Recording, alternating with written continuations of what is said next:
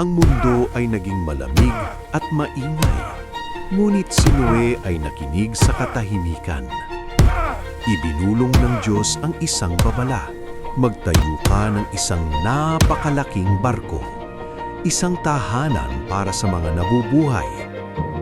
Noah, magkasama nating gagawin ito. Hindi lamang ito isang barko, isa itong pangako.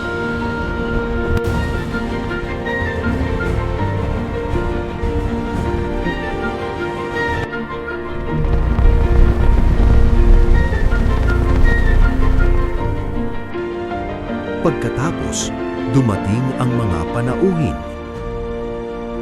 Dalawa-dalawa, nagmula sila sa iba't ibang dako ng mundo. Mabigat ang pintuan, ngunit isang higanting di nakikitang kamay ang nagsara nito. Pagkatapos, nabuksan ang mga bintana ng langit. Bumukal ang mga bukal ng kalaliman.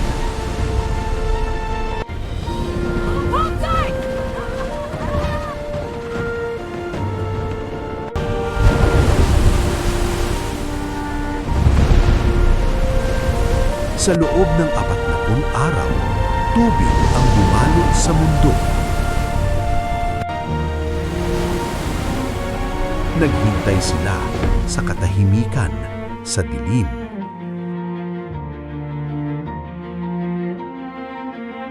Isang bagong umaga para sa isang bagong mundo.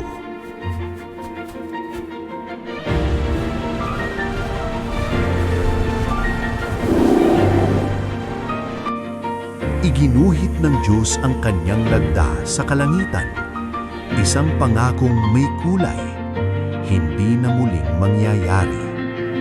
Ang mundo ay bago, at ito ay maganda.